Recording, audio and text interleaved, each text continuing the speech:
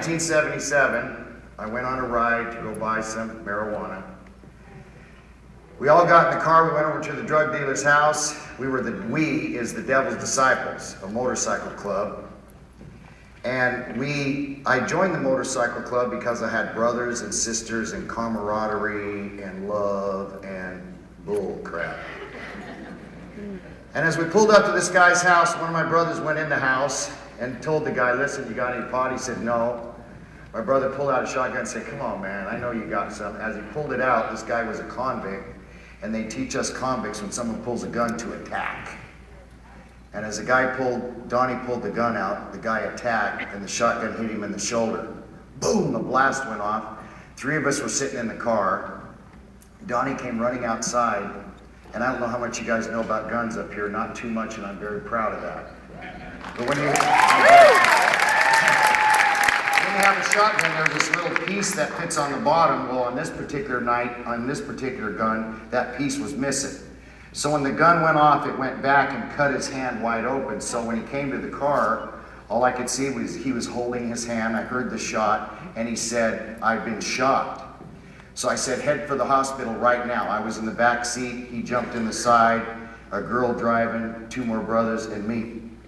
On the way to the hospital, he said, I hit him in the shoulder, dog. I said, you what? He said, I hit him in the shoulder. He'll be all right. I said, what? Dropped Donnie off at the hospital. I went back home, got my truck and camper. I drove over to the scene of the crime, and they brought this guy out in a stretcher. I heard him say to the cops it was the Devil's Disciples. And of course, there I'm standing, with my colors on and my truck parked over there, and the cop, brother, Detective Love, said, was it Dog Disciple? He said, no, but it was a couple of his brothers, and they walked him by, and he saw me. I knew him, Jerry. I said, Jerry, you gonna be okay? He goes, I hope so. Put him in the ambulance. It was a little town called Pampa, Texas. They drove him from Pampa to Amarillo in the ambulance, which is 57 miles away. Just before I left to go over there, we had Princess phones back then, so did you, that hung up on the wall. So I called 911 to get the ambulance over there, but when I hung up the phone, it didn't hang up.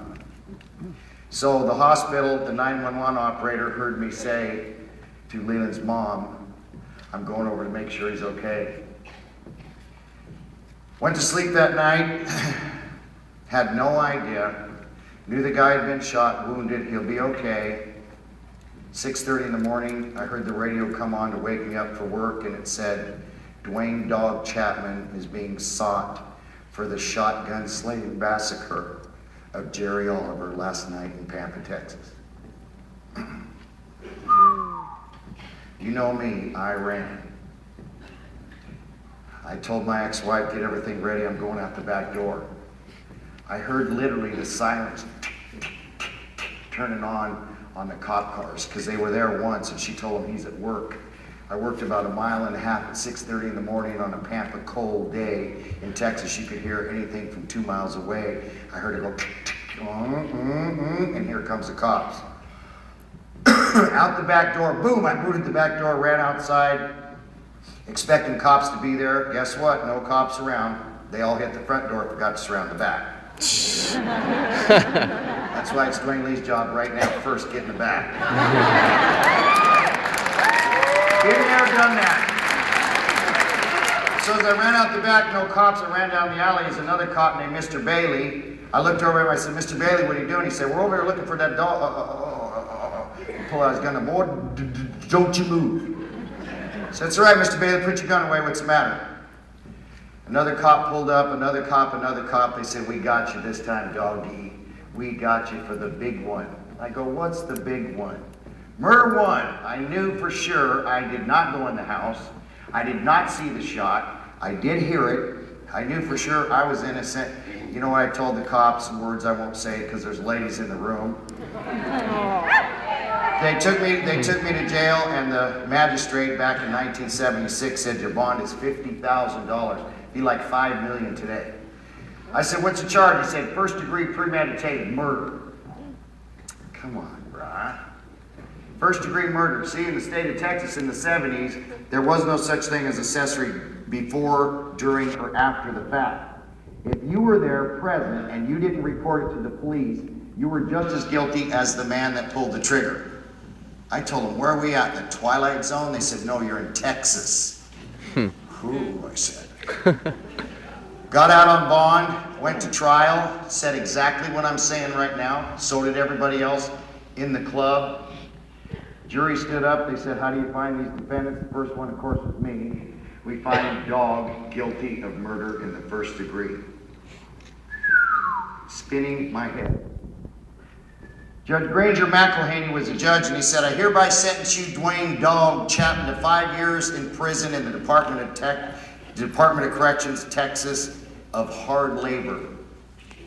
I thought 5 years, I'm 22, 3, 4, 5, 6, 7, 7, I'll be 27. Oh man, my life is over, but I gotta be able to make it. Prison bus came to get me. I was kind of cocky.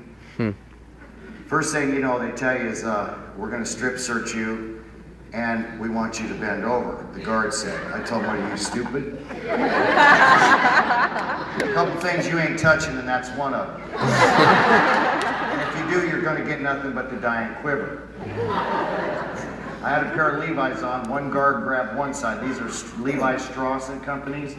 One guard grabbed one side, the other grabbed the other side, and ripped my pants right off him. He said, I said, we're searching you, boy, bend over. So I said, bend over. You want me to bend? Okay. He's clean. That started my stay in the Texas Department of Corrections. When I went in, they said, what do you do for a living? I said, oh, he's a murderer, professional killer. Said, right over there is the field Bonnie and Clyde stepped in. Aren't you proud? Oh, no. They said, what's your son's name? I said, Dwayne Lee Chapman. When I said that, what's your other son's name? I said, Leland. I started to cry.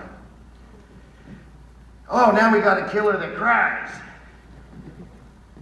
Now your name is no longer Dwayne Dog Chapman, it's 271097. I always saw that Jimmy Cagney show where those guys traded their name for the number, but I didn't realize this was it.